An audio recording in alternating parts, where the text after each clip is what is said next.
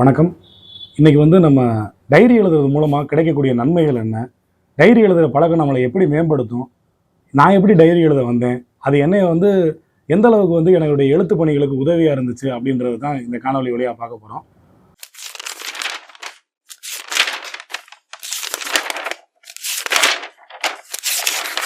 முதல்ல டைரி எழுதுறது வழியாக தினசரி நம்மளுக்கு எழுதுகிற பழக்கம் கிடைக்கும். ஒரு விஷயத்தை நம்ம தினசரி எழுதணும் அப்படின்னு நினச்சோம்னா உடனே எழுத வராது.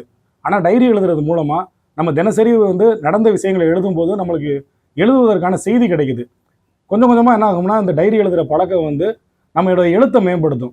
அதுக்கடுத்து பார்த்தோம்னா இந்த டைரி எழுதுறது மூலமாக நம்ம ஒரு விஷயத்தை தொகுக்க முடியும். நம்ம எப்போல்லாம் வெளியூர் போயிருக்கோம், நம்ம எவ்வளோ செலவு பண்ணியிருக்கோம், நம்ம எப்போ ஒரு திரைப்படம் பார்த்துருக்கோம், நம்மளுக்கு என்ன பாட்டு பிடிக்கும், நம்ம என்ன புத்தகம் படிச்சிருக்கோம், எந்த நாளில் படிச்சிருக்கோம், இந்த மாதிரியான விஷயங்கள் எல்லாத்தையுமே தொகுக்கிறதுக்கு இந்த டைரி எழுதுறது ரொம்ப உதவியாக இருக்கும்.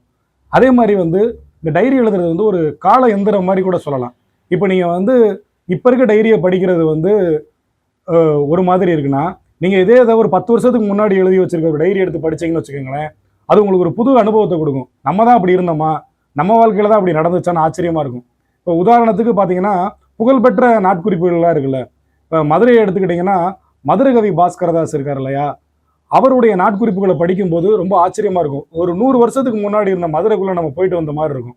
அதே மாதிரி ஆன் ஃப்ராங்கோட நாட்குறிப்புகள் அந்த போர்க்கால அவலத்தை எடுத்து சொல்கிறதா இருந்துச்சு. இது மாதிரி புகழ்பெற்ற நாட்குறிப்புகள்லாம் வேறு இருக்குது.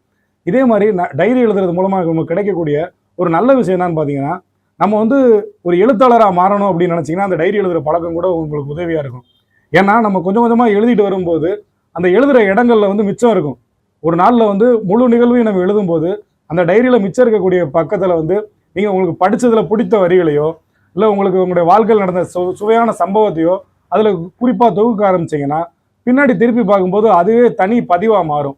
இதை ஆங்கிலத்தில் ஜேர்னல் ரைட்டிங்னு சொல்கிறாங்க இல்லையா, அந்த ஜேர்னல் ரைட்டிங் எழுதுறதுக்கும் இந்த டைரி எழுதுகிற பழக்கம் ஒரு உதவியாக இருக்கும். இதில் நான் எப்படி டைரி எழுத வந்தேன் அப்படின்னு பார்த்தீங்கன்னா, 93ல் ஆனந்த விகடன்லேருந்து ஒரு புத்தகம் கொடுத்துருந்தாங்க. அந்த புத்தகத்தோட இணைப்பாக ஒரு சிறு நாட்குறிப்பேடு இருந்துச்சு. அதில் நான் இன்று பள்ளிக்கூடம் போனேன், அரையாண்டு தாள் இன்னைக்கு கொடுத்தாங்க, இந்த மாதிரியான குறிப்புகளை தான் எழுதிக்கிட்டு இருந்தேன் 3ஆம் கிளாஸ் படிக்கும்போது.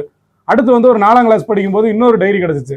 அதுலேயும் இதே மாதிரி குறிப்புகள் தான் எழுதிக்கிட்டு இருந்தேன். இன்னைக்கு சித்திரத்திருவிழா பார்க்க போயிருந்தேன் அப்படின்னு என்னோட 94ல் ஒரு டைரியில் எழுதியிருந்தேன். அந்த குறிப்பு தான் இன்னைக்கு திருவிழா பத்திரம் எழுதின முதல் குறிப்பாக நான் நினைக்கிறேன். அதே மாதிரி 96ல் பார்க்கும்போது இப்போ ஒரு புத்தக அளவுக்கு ஒரு டைரி எழுதுறதுக்கான ஒரு டைரி கிடச்சிச்சு. அதில் மேலே பாதி கீழே பாதின்னு இருந்துச்சு. அப்போ இன்னும் கொஞ்சம் விரிவாக எழுத ஆரம்பித்தேன். இப்படி 96லேருந்து ஒவ்வொரு வருஷமும் எழுத ஆரம்பிக்கும் போது ஜனவரியில் ஆரம்பிக்கும், அப்புறம் மார்ச்சோடு விட்டுருவேன். சில வருடங்களில் ஜனவரியோடய முடிஞ்சு போயிடும். ஆனாலும் தொடர்ச்சியாக வருஷம் யார்ட்டையாவது கேட்டு ஒரு டைரி கொடுங்க, நான் டைரி எழுதணும்னு சொல்லி வாங்கி எழுதிக்கிட்டே இருப்பேன். அப்புறம் கொஞ்சம் கொஞ்சமாக நான் காலேஜ் படிக்கிறப்போ பார்த்தீங்கன்னா ஒரு பெரிய டைரியே கிடச்சிச்சு. அப்போ எழுதுறதுக்கு நிறைய சம்பவங்களை நானே தேடி எடுக்க ஆரம்பித்தேன். அப்போ என்னோடய வாசிப்பில் மேற்கோள்கள் மாதிரி இருக்கக்கூடிய வரிகளை எல்லாம் புத்தகத்தில் தேடுவேன். அன்றைய நிகழ்வு போக மீத இருக்க இடத்துல நான் புத்தகத்தில் வாசித்து மேற்கோள் மாதிரி இருக்க பகுதியை அந்த இடத்துல நிற்புவேன். இன்னொரு இடத்துல என்ன பண்ணுவேன்னா, நான் சமீபத்தில் படித்த புத்தகத்தை பற்றி குறிப்பு எழுதுவேன்.